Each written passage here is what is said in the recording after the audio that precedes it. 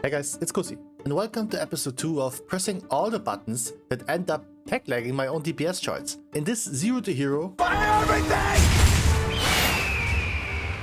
Last episode I showed you what I did to prepare for the launch of Mythic Plus, so in the quickest segue ever, we are here boys and girls. First week of packing experience, first week of grinding key levels, first week of swearing on your mama that you would have gotten at least 1 plus 10 done if it weren't for that one damn tank that... Wait a minute! Huh, that was quick. That's what she said! Alright guys, let's talk about it. You know I'm honest with these things, and you know I don't artificially create a false narrative in terms of difficulty or about the journey in general. And believe it or not, it took me a while to make up my mind about how I want this series to go and how I would portray what happened in it. And to be real, I still don't know it completely. I was very skeptical last week about how easy and quick you get gear, and way too much champion gear that is, without ever stepping foot into a dungeon, and was still hoping that maybe that was just to get us a heads up in gearing and prepare us for a rock wall that is Mythic Plus scaling. And the truth is, it is not. Somewhere down the line, Blizzard surely messed up some scaling, either by dungeons themselves or by the incredible amount of raw player power, gear and class reworks brought with them, which resulted in a pugging experience that was unreasonable fast. But on that note, talk to me. I'm super interested to know how you guys feel this season so far, when it comes to Mythic Plus specifically, and feel free to let me know what you liked or maybe disliked. I will share my personal thoughts about this a little bit later. But be that as it may, my personal journey started with an AA meeting. In a library, returning from the Flight of Dragons, we had the academy that was known for big ass pulls, intense tree whacking, and an unreasonable easy final boss fight back in the day. But they did change some things, and what better way to play a new dungeon with some new boss fights than to play it with apparently completely new players. Now, I'm not gonna lie, the roughest part about this was finding a tank or healer in order to even get started. There's an omega lack of those roles and low keys, and I will talk about this later. Yet, turns out, those cheeky weasels were lying about being new. I mean, sure, they said they don't know what the Warlock summon is, and they didn't know what stacking means or LOS, and that's fair. But boy did these two dodge every ground effect, frontal and or boss mechanic like they have done nothing else in their lives. Hell, I did less damage and got hit by more stuff. Maybe I'm the new guy. Another 20 minutes later, I found another tank for my next key, and this is where the game told me how shit I am at playing Outlaw. I got out DPS'd by the tank on pretty much every second pull. Like, what the hell is this, man? Really? That dude had item level 232 by the way, and was by far the lowest of the party. This was crushing my soul, and I knew I had to get my shit together in order to pump out numbers that are enough to pull my own weight further down the line. Or so I thought. Little did I know that from this point onwards, once you reach +6 with your own key, you'll meet demons, in the good kind. Healers or tanks that want to boost their friends, those kind of DPS that are already vault stacked, myth crest maxed out, who just farm certain trinkets. I blinked twice and ended up with the first +10 key. Now usually this would be the point where I tell you I wasn't ready and I need more time to get used to the dungeons first. But I've heard a lot of things about key difficulty being quote unquote a joke, so I was interested. Nexus Point Zenith was on the menu for our first attempt at the portal. And while I was already stressing at the little peekaboo gameplay at the end, which caused my repair builds in the past a lot of suffering, my main goal was clear as day: don't die. That's why he's the GOAT! The GOAT! And using kicks would also be appreciated. Yet there was something about these dudes that freaked me out. All in sync, the Autobots of Midnight. And so it began.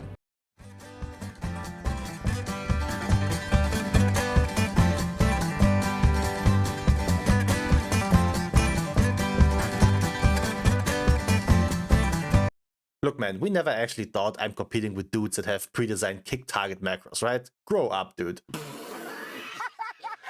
Yet this run gave me so much information. One is, I'm not good enough at playing rogue to pull more than my own weight. The second one is, everyone and their hairy aunt Becky has forced it in the first damn week of Mythic Plus. And lastly, +10s are a joke. A joke to a point where you don't even need to do shit by yourself. People do so much damage by default, and then on top of some tier sets, they just go apeshit. Often it's just about the healer surviving mechanics in order to keep the party alive from the mostly low maintenance damage incoming, which was our only wipe. So far, only the healer died. And even with that full boss reset wipe, and one guy dead for the final boss fight pretty much, we still had over 2 minutes on the clock. Keep in mind, I'm doing tank damage. Look man, I'm not even gonna sit here and say that tents are free, because if you have 3 DPS that do the damage like I am, it's gonna be a rough one to time that. But boy howdy is this disappointing. With that being said, this is the part where I'm going to be honest with you. I don't know what to show you guys to make this series, you know, a funny moment situation. Every key was the same. Everyone had 4 set besides me, everyone pumped, while I did have my occasional sparks of brilliance that added some juice. And if I had the perfect luck in terms of what keys I'm getting, I would have done this 8 out of 8 portals thing from 0 to Keystone Hero in one damn gaming session. Yet because we want to see some more enjoyable moments, let me skip forward a bit and show you my first attempt at Windrunner Spire's 10. This cursed key started off with a premature elustulation and with me topping the meters. Now at this point, you know shit's gonna be cooked if I'm the one doing the damage. I was hopeful that this one could make up for some good footage, as I had very uneventful runs so far, seeing that even though those guys were also decked in tier. The Warlock even rocking 5 set, which means that's actually another red flag, as it most likely meant he yoinked tier set from another person even though he didn't need it.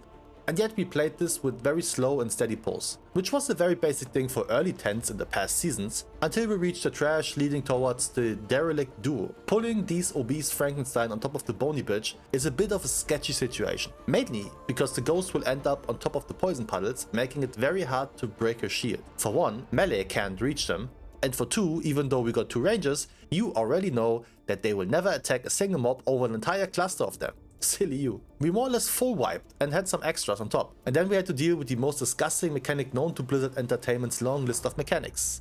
The fact that you have to kill 2 mobs at the same time.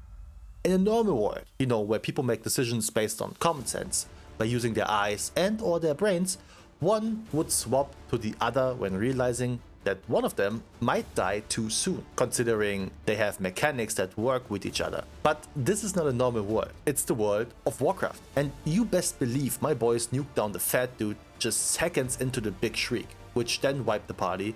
GG, go next. With that, we depleted our first key, after 11 successful timed runs in a row. So I thought to myself, ain't no way we got this lucky. And now look at this.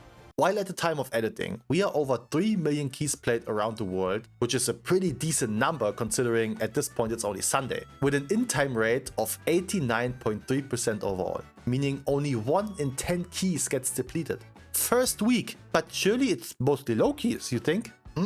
Guess again. Double the amount of keys have been played at plus 10 compared to 2s, and if you say now, well yeah of course, because everybody wants 8 plus 10 keys done for the vault, then you are correct. But dude, first week? Really? Like this? Now to spare the rant here, as I'ma do another video for that in the future, I will give you the raw details. It took me 17 keys, including leveling my own key and doing some dungeons multiple times to reroll my key into one I need, plus 1 abandoned one to finish the series. Even in the Woden, it took me around 40, even almost 60 in the Woden Season 1. At least I was able to yoink another screenshot, making me a rank 1 rogue. And yeah, it's an empty server nobody cares about. But I got the proof. Where's your rank 1 screenshot, huh? Got him! Anyways, I know this is super anticlimactic for you to watch, but trust me, it's even more so for me to do. You see, this whole 0 to hero thing, new character, new journey of learning the spec, getting upgrades, getting tier, crafting items that you really need because you're unlucky on certain slots, so you can end up on the big boy keys that grant you the best loot in the vault. That's what I really enjoy. I really do. That's what I did before even making videos, long before the War Within, long before Dragonflight. But that journey is no more. I thought about all these weird rules that potentially make my gearing a bit more, I don't know, less explosive. But when I made those rules, I didn't know that Mythic Plus is gonna be like this at all. You don't need crafting, you don't need tier sets, you don't even need best trinkets or items, screw that. If you're determined enough and you got some time on your hands, you easily end up with a stacked vault for mid items.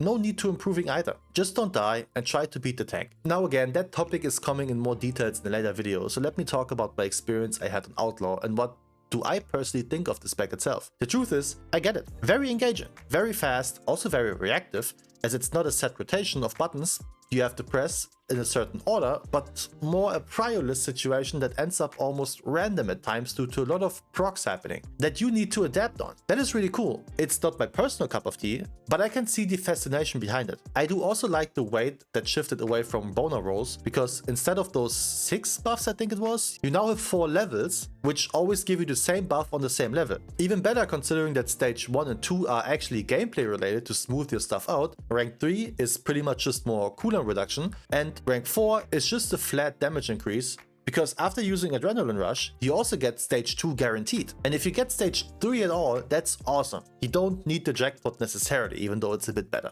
With that being said, while I do get the idea of fast-paced gameplay and the reactionary design, I don't like the sheer amount of RNG that is involved with the spec. If you don't play it yourself, you think it's only roll the bones, but it's not. Thinking of core mechanics, we got obviously boner roll, which affects your gameplay in the first 3 stages, but then there's also the pistol shot proc, which is a main thing. Then you have Between the Eyes reset. Then you have Between the Eyes having a 45% chance to apply the damage buff twice.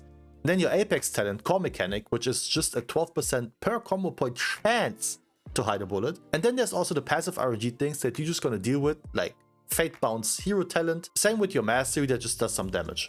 Overall, there are a lot of things that can go right, but also go wrong, which again is simply not my jam. And while I've seen some Outlaw rogues go completely ballistic in Mythic Plus, I cannot understand how. I mean, you are hard capped at 8 targets, besides 1 button, which is Blade Rush. You don't even play Killing Spree, which honestly is just a shame. I would like to see this as a proper cooldown, I don't know. Bringing it down here. Honestly, I'm quite disappointed that this series, that I was waiting so long throughout the entire season 3 to happen, was over so fast, and I don't know what to do. It won't even be 2 weeks until 1 DPS can easily compensate for 2 others when doing a +10 key. And don't give me the bullshit of, just play higher keys. It's nonsense. There's no point. Why would I bother with spending half of my recording session in queue? If I'm lucky. Because the player base drops down so heavily after 10s. Sure, I could go to do 12s and get BK, and sure, that would require me to at least get my tier set for some extra damage. But the idea of doing higher keys just for the fun of it doesn't tickle my fancy whatsoever. I'm a guy who wants to get rewarded, and anything beyond 10 doesn't reward me. You wouldn't do mythic raids either if they gave you the same reward as a normal raid, right? I pumped myself up with so much excitement when playing last week before Mythic Plus opened, and now we have this. It's nothing special, and I'm really sorry on the negative attitude throughout most of the video, but you have to understand this is what was fun for me for so many expansions. Far before Dragonflight, when I made my first videos. And it's not even about the lack of content that potentially strikes my channel now, if that makes sense, but it's the way that the game changed, that my most engaging, most enjoyable, and most excited thing to do in the game is gone. And I don't know how to deal with that.